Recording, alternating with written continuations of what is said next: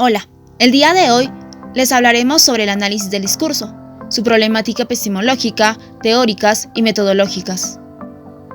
En el análisis de cualquier discurso, de campo científico, siempre encontramos dos funciones que regulan el desarrollo y su constitución.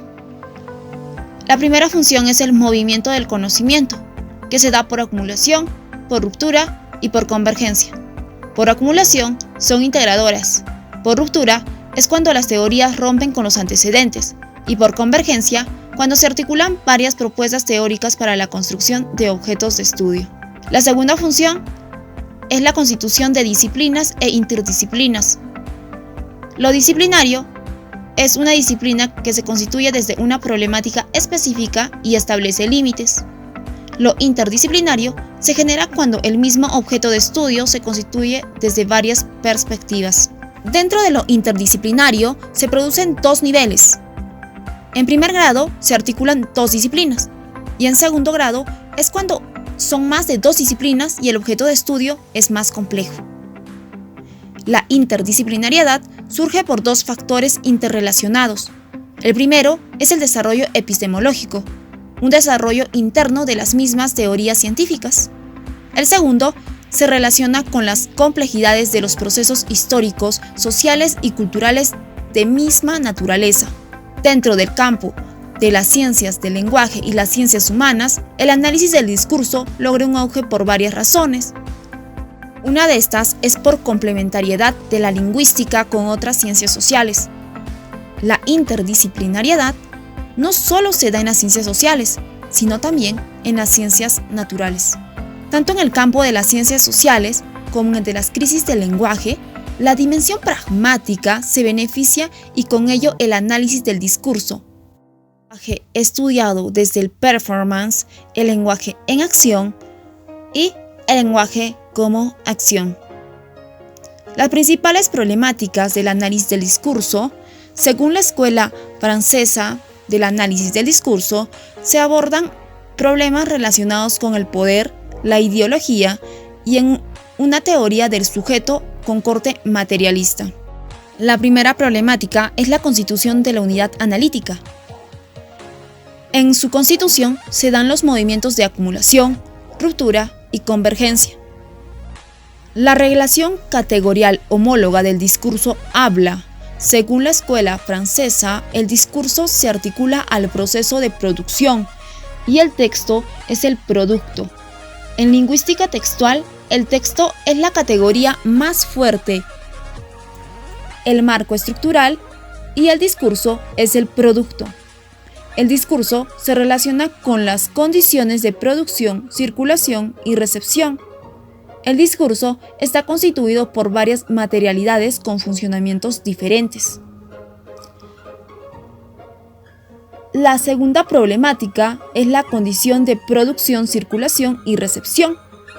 Existe la relación entre la formación especial, formación ideológica y formación discursiva, la relación del discurso coyuntural y las gramáticas de producción y recepción. La tercera problemática es la condición de posibilidades de emergencia de los discursos. Las posibilidades de emergencia se analiza por medio de tres grupos de control y de selección. El primer grupo es el procedimiento de exclusión, que limita los poderes. Tiene tres tipos de prohibiciones: el tabú, el ritual de la circunstancia y el derecho exclusivo del que habla. El segundo procedimiento es el control interno, que domina las apariciones aleatorias. Son consideradas internos porque los discursos mismos se ejercen contra uno sobre otro. Este procedimiento se divide en tres principios. El principio de clasificación o de comentario. Este principio se refiere al control de las producciones interdiscursivas que Foucault trata como comentario, que le limita al azar del discurso por medio de identidad que tendrá forma de repetición. Luego tenemos al principio de ordenación, que se refiere al autor del discurso como una unidad y origen de sus significaciones. El tercer principio es de distribución. Se refiere a las disciplinas. Existen varias reglas para su constitución. y se opone al comentario y a la ordenación. El último procedimiento es de control de las condiciones de utilización. Se habla de la ritualización del habla, que define cualificaciones que debe poseer el individuo que habla, comportamientos, gestos. Con base en este principio, los discursos políticos, terapéuticos o religiosos, cada uno de estos tendrá su propio ritual. La sociedad del discurso tiene como función producir, conservar y difundir los discursos en espacios cerrados. La doctrina religioso, político y filosófico dice que los sujetos deben producir enunciados doctrinarios pertinentes a la doctrina en cuestión. Y la doctrina se vincula a los individuos a ciertas enunciaciones y les prohíbe otras. Este procedimiento también se da la adecuación social del discurso, que modifican los discursos de acuerdo a los saberes y poderes implicados, es decir, al lugar y espacio donde se está dando el discurso. La cuarta problemática es la formación social, ideológica y discursiva. Es una formación social que define por la manera como se articulan los modos de producción por la estructura de clases sociales antagónicas, por estructuras existentes o la presencia del Estado. La quinta problemática es la formación ideológica e institucional. Primero, hablemos sobre ideología.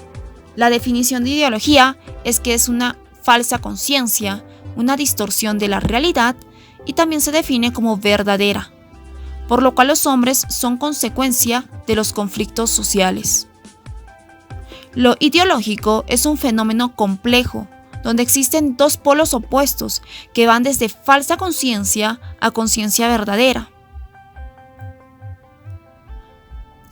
La ideología posee algunos rasgos que lo caracterizan, como es que no son arbitrarios. Se desplazan contradicciones reales de la sociedad. Tienen una existencia material. La eficacia social es una ideología que produce dos tipos de efectos básicos. El primero es el efecto de reconocimiento y convencimiento en los destinatarios. Y el segundo es que cuando planteamos la eficacia en términos de los efectos ideológicos, necesariamente se remite el problema de los efectos del discursivo. La formación ideológica se encuentra muy bien elaborada y se puede analizar en varias dimensiones. Toda formación ideológica presenta de amplio espectro. Lo ideológico es materialista en los aparatos e instituciones, prácticas sociales en general, prácticas sociales discursivas, verbales y semióticas, estructura espacial, los diferentes sistemas semióticos. Discursiva y el interdiscurso. El primer libro que apareció de la formación discursiva es la arqueología del saber. Dentro de un análisis del discurso según Petiot, quien da categoría, nos dice que existe una formación discursiva a una formación ideológica y social que intenta superar la problemática de la teoría de la comunicación en relación a la intersubjetividad, donde la formación discursiva se forma de una relación interna que se establece con una externa específica, donde se inscribe en la hegemonía de esquemas argumentativos y retóricos. La formación de imaginarios, según el mismo autor Petiot, nos dice que el emisor y el receptor son transformaciones de formaciones imaginarias que se fundan las estrategias discursivas como base social en el sujeto, tomando a la coyuntura como un análisis en sus efectos de los discursos. Proceso de discursividad. El discurso se encuentra en una cadena de interdiscursividad. Según Mangenio, en el año de 1970, La interdiscursividad es un conjunto de relaciones que los textos se establecen entre sí, formando la interdiscursividad, que son interferencias léxicas diacrónicas que saltan los tiempos, es decir, un discurso dentro de otro discurso, dando cabida a un análisis interdiscursivo que da la producción de una memoria discursiva o una memoria histórica, donde se plantea problemáticas, donde la podemos refutar, transformar o denegar, dando una memoria específica que engloba un dominio de la memoria, un dominio de la actualidad, del contexto y un dominio a la anticipación que puede pasar en este análisis del discurso. La materia discursiva y sus funcionamientos. La materia discursiva es anticiparnos intrínsecamente en lo que participa una construcción discursiva, a la que llamaremos momentos, propuesta inicialmente por la Escuela Francesa de Análisis del Discurso, donde nos dice que existe una materia discursiva en cuanto a la lingüística, comunicación, ideología, poder, cultura, historia, lo social, lo cognitivo, lo estético, lo psicológico y lo psicoanálisis. La relación discurso-coyuntura. Tanto la relación del discurso y la coyuntura son condiciones de una producción y percepción del discurso, que pasa de una reflexión sobre una formación de ideología. Según Robin, nos define que los discursos son prácticas sociales, en el cual participa la coyuntura, que cuentan con un impacto de censura, una coyuntura de marca, donde se dan las estrategias discursivas, criterios tipográficos de los discursos, mediante una tabla matriz o matrices de doble entrada.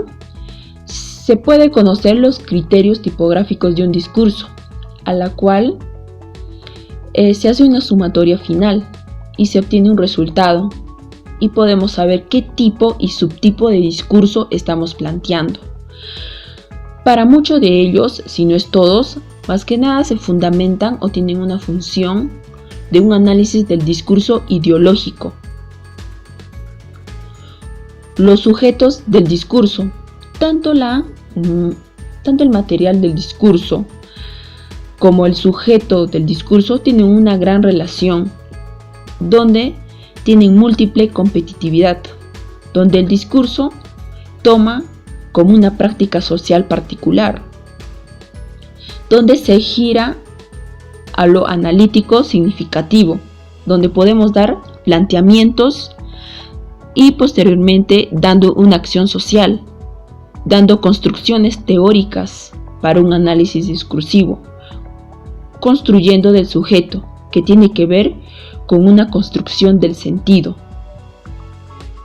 Pasando a un tema no menos importante, los implícitos y los silenciosos discursivos, que es una producción del sentido del discurso, donde muchas veces dentro de un análisis del discurso existe una dimensión explícita, aquello que está dicho en el discurso, o implícito, que se infiere, ¿no? Dar cuenta que lo implícito por inferencia existe dentro de un discurso, que es lo paraverbal y lo no verbal, que son muy importantes dentro de un análisis del discurso, que es una inferencia a los datos recolectados. Principales tendencias y modelos del análisis del discurso. Los modelos en las diferentes tendencias. Tendencia americana, británica, alemana, francesa, belga, suiza, holandesa, austríaca, australiana. La aplicación de un modelo de análisis. Asimismo, en esta parte explicamos cómo se realiza una investigación de análisis del discurso en relación de lo teórico y metodológico, para la construcción de un modelo operativo. Así también, para este análisis concreto, seleccionamos la investigación sobre el discurso sindical que se realizó en los años 79 al 80, en el cual en esta sección abordaremos el análisis concreto. Primero, el proceso de investigación. Para ello planteamos los problemas que identificamos en el desarrollo de esta investigación y planteamos las soluciones. En la investigación, el objeto de estudio que construimos tuvo los siguientes aspectos. Analizar las peculiaridades de la ideología del propietario textil poblano. Hay que destacar la existencia o no de los cambios ideológicos. Analizar la presencia de procesos de fetichización en los discursos sindicales. Demostrar la contradicción entre las prácticas discursivas y las otras prácticas sindicales.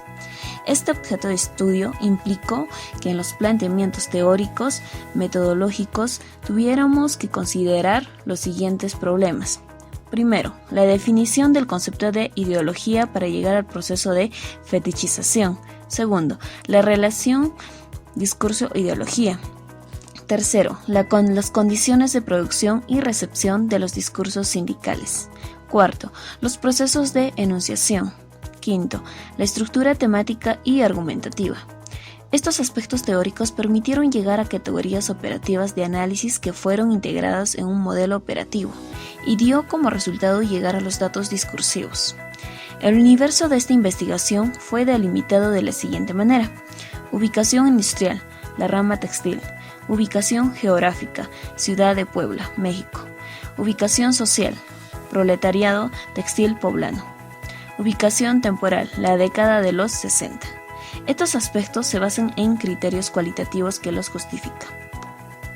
Asimismo, en la hipótesis de la investigación utilizadas fueron: los cambios ideológicos suelen ser más frecuentes cuando la clase obrera se enfrenta a la agudización de la crisis y de los conflictos sociales, pero en el sindicalismo oficial mexicano al cual pertenece el proletariado textil no se reproducen tales cambios. Los procesos de fetichización no varían, como debería ocurrir con los cambios en las condiciones estructurales y coyunturales de producción y recepción de los discursos. Los procesos de fetichización y los cambios ideológicos en la práctica discursiva sindical dependen del tipo de afiliación sindical. En los discursos sindicales se observan procesos de neología y el uso de muchos estereotipos ideológicos discursivos que no logran romper con la ideología dominante. Selección del corpus. En la investigación sobre el discurso sindical del proletariado textil de Puebla, se tuvo que enfrentar el problema de la selección del corpus discursivo, lo cual se aplicó a algunos criterios metodológicos. De los casi 200 discursos, seleccionamos 57, de acuerdo con criterios establecidos por varios autores, los cuales son: 1. El corpus debe tener un carácter contrastivo que permite establecer las diferencias entre los discursos. 2. El corpus debe tener invariantes que permiten la comparación. Los criterios que utilizan se basan en las variantes e invariantes que se establecen desde los siguientes puntos. 1. La coyuntura. 2. El tipo de discurso. 3. Los sujetos del discurso. Asimismo, se revisó 2 fuentes hemerográficas utilizando criterios cualitativos. El periódico El Sol de Puebla se seleccionó por la importancia, por la cantidad y por la constancia de noticias sobre la industria textil. Además, existieron otras dificultades con esta fuente: la falta de continuidad en las noticias, tratamiento de acontecimientos y noticias pasadas por su semanario, manipulación de la información principalmente a los conflictos sindicales entre los líderes y la base obrera.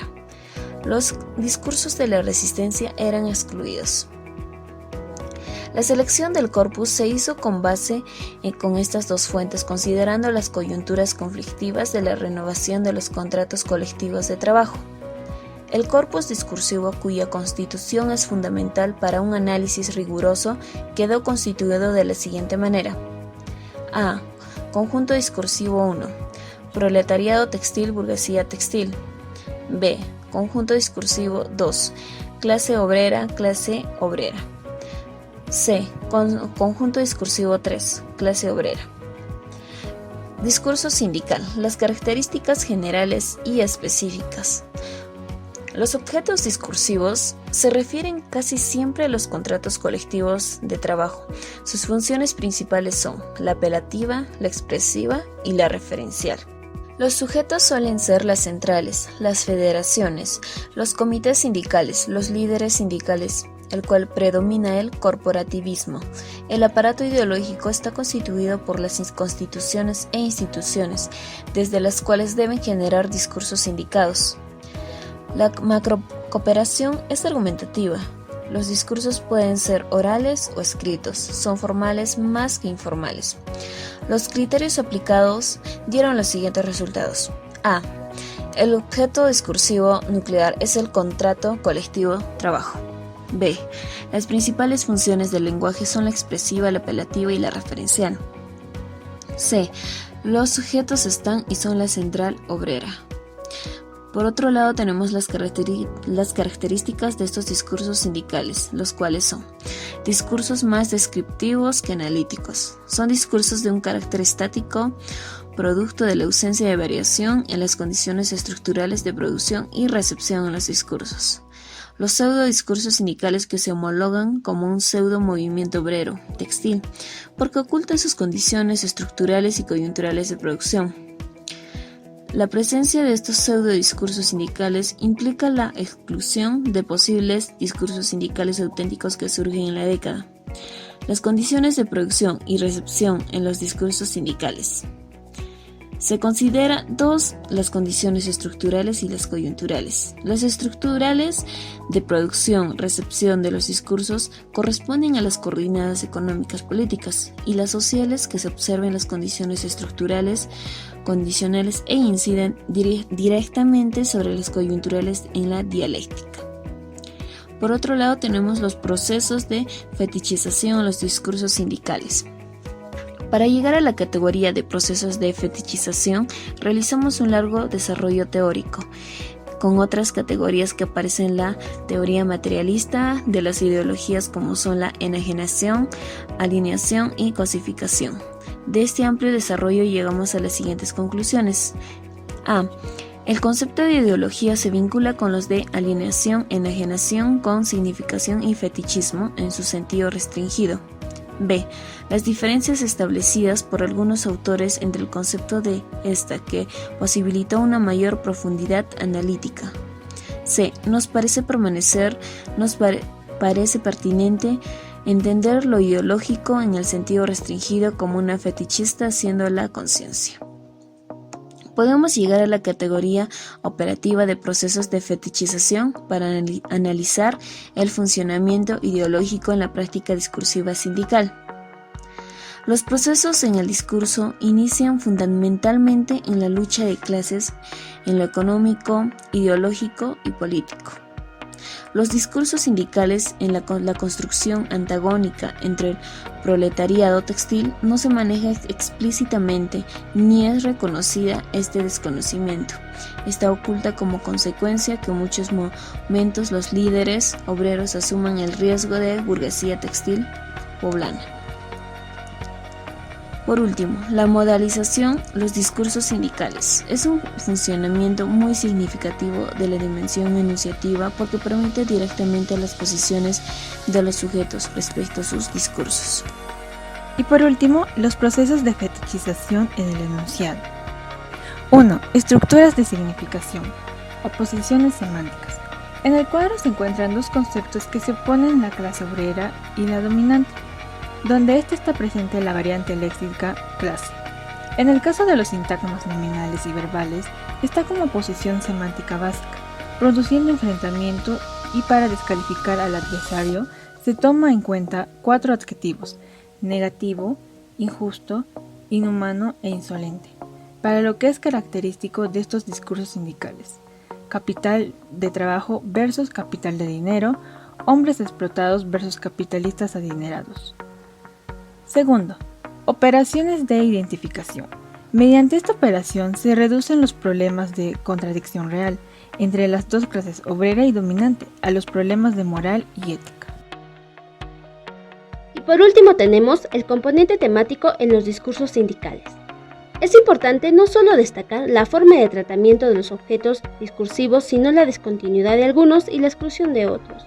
De este modo, en la estructura temática del corpus discursivo adquieren significación tanto los objetos discursivos presentes como ausentes. En la primera se ejemplifica con la modernización de la industria textil y en la segunda con la lucha de clases. Con la síntesis analítica del objeto discursivo de la lucha de clases, los ejemplos manifestaron diferentes procesos de fetichización, que son constitutivos de un pseudo discurso sindical, donde se destaca tres ejes: pseudo sujeto de enunciación, pseudo posición de la burguesía textil y pseudo movimiento obrero. Todo esto conformaría el análisis del discurso. Gracias.